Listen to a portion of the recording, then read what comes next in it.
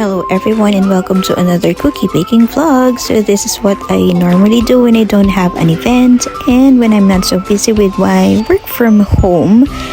So I prepared these last night. So 30 grams each po yan, and I bake them fresh every morning before dispatching or delivery. So these are 3 batches ng classic and 1 batch ng Nutella.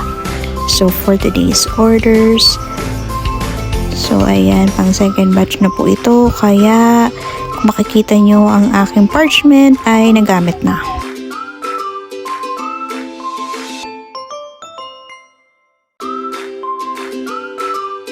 So this is how our Nutella looks like. So naka-stuff lang yung bilog nating Nutella sa gitna, and then we put it on the oven na for 10 minutes baking. Ayan, time-lapse lang tayo.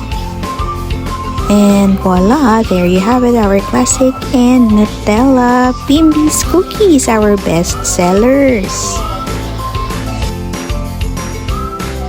So there you have it. Thank you so much everyone for watching. If you want to order, just drop us a message. Follow for more.